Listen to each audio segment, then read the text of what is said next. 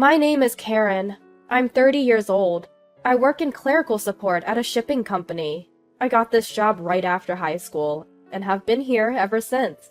I've been working for over 10 years, so I'm pretty comfortable with my job and my coworkers. Life is good in that regard. But there's one thing that bothers me in my personal life. After work, I go back to my apartment. As soon as I open the door, the first thing I see is empty beer cans. Not just one or two, but sometimes nearly 10 scattered in the hallway. The person responsible for this is my dad. He's always loved alcohol. He's also timid and insecure, so whenever something bothers him, he drinks until he's drunk.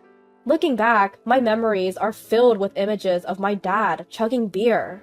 My mom, who used to keep him in check, passed away from illness 5 years ago. Now there's no one to stop him. The only saving grace is that he's not a troublesome drunk. He doesn't break things or cause a scene. He's harmless if you ignore him. My dad took early retirement and now relies on me for all living expenses, including rent. Dad, can you please stop this? I know it's futile, but I express my frustration anyway. He doesn't respond, just lies on the sofa, staring blankly at the TV.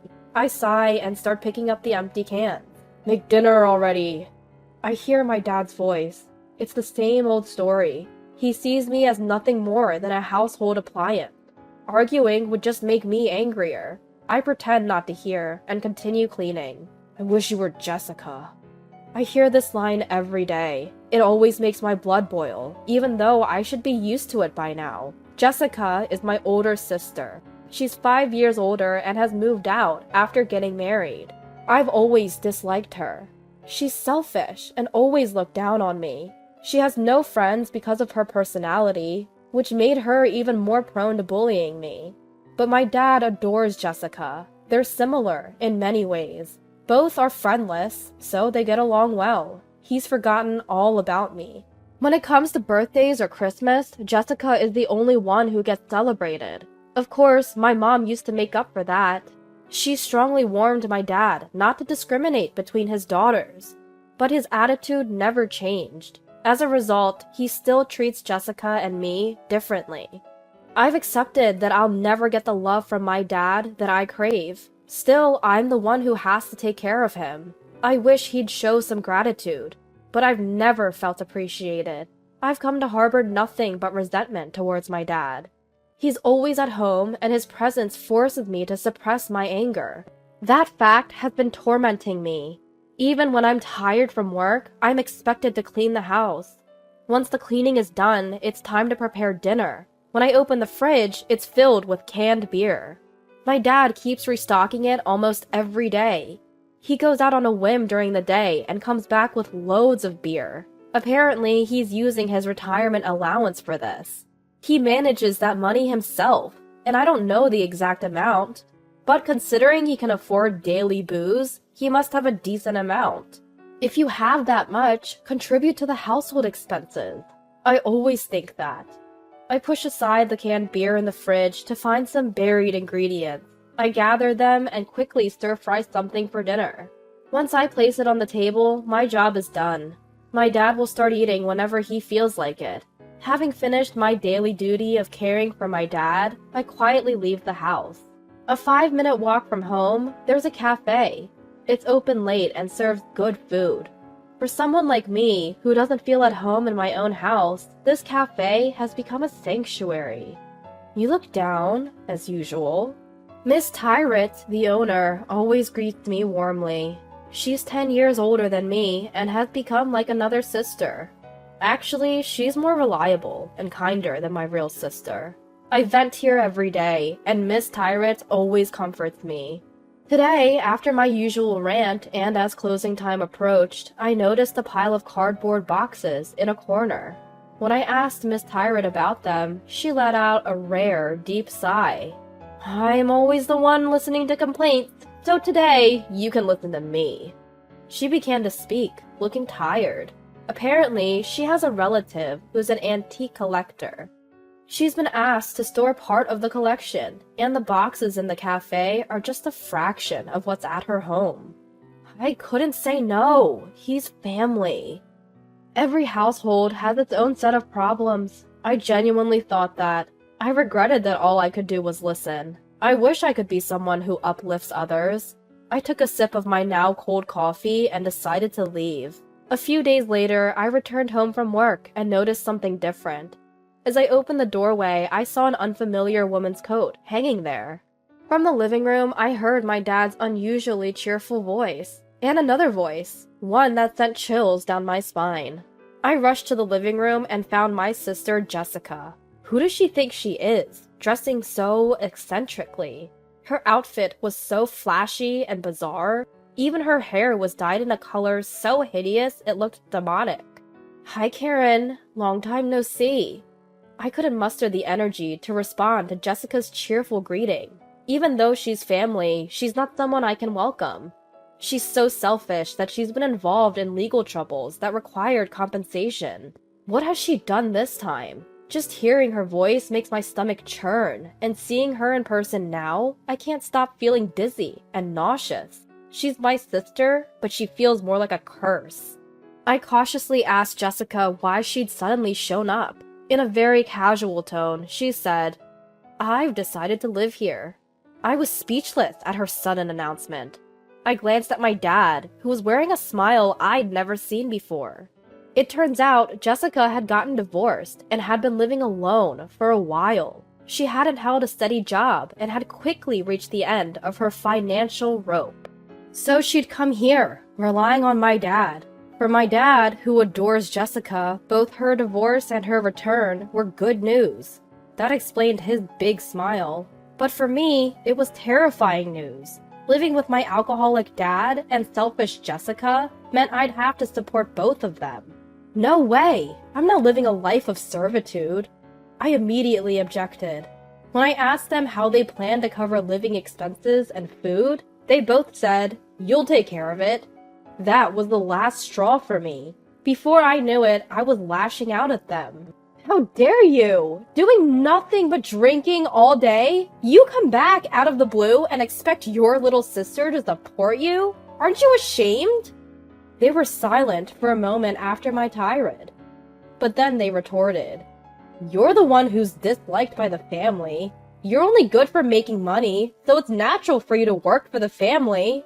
What audacity! How can someone who can't even earn their own living say such a thing? I was beyond angry. I was dumbfounded. Jessica then began urging my dad to kick me out so she could move in. My dad obediently told me, "Jessica's back, so you, the parasite, need to leave." At that moment, something inside me broke. For about 5 years since my mom passed away, I'd been supporting my dad. What for? I'd been holding back my feelings and desires, and in the end, I was called a parasite. Neither my dad nor Jessica has a good character, so I never expected praise.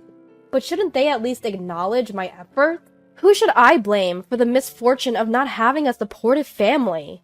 I felt crushed by indescribable pain and sadness. Are you sure about this?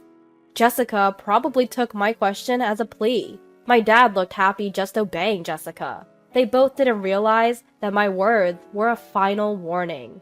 Just get out. After receiving their reply, I left the living room. A little later, Jessica came into my room. She handed me a piece of paper.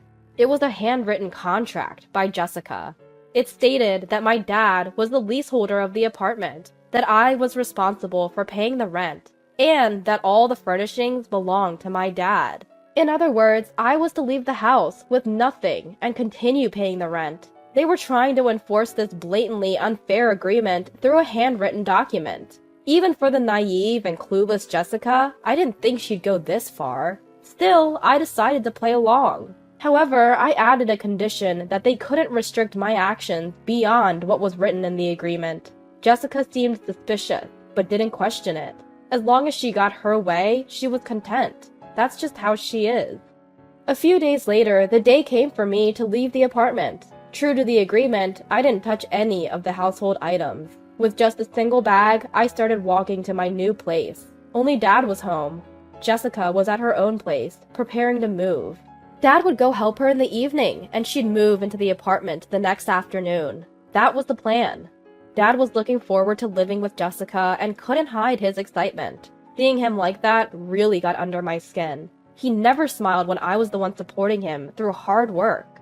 He was always drowning in alcohol and treating me like a servant, and Jessica's presence only added to my irritation. How far will she go to get her way? Is she willing to disrupt her sister's peaceful life just to satisfy her own desires? The more I thought about it, the more my feelings of hatred and anger surged. Frustrating as it was, logic wouldn't get through to those two. So I decided to switch gears. That afternoon, I visited the house with the movers I'd hired. It was around the time Dad would be heading to Jessica's place. It was better for him not to be there while we moved things. "Are you moving all the household items?" asked one of the surprised movers. I can't blame her for being shocked. The amount of stuff I'd asked to be moved was excessive for a single woman. Still, there was no mistake in my request, so I answered with a smile. "Yes, that's right." The next evening, my mobile phone rang while I was relaxing in my new home. It was Dad. Finally caught on, huh? I chuckled to myself as I answered the call. "What the hell are you thinking?" Jessica's yelling shook my phone. I'd anticipated this reaction, so I just set the phone down on the table. "What's the matter?" I asked, and Jessica's voice got even louder. "The whole room is filled with cardboard boxes! We can't get in!" I couldn't help but laugh, imagining Jessica yelling at the doorway and Dad standing there, dumbfounded by a home filled with cardboard boxes. I had made a deal with Miss Tyrant from the cafe to store her antiques as a favor. However, I hadn't anticipated that the amount would be enough to fill a 3-bedroom apartment until I saw Miss Tyrant's home with the movers.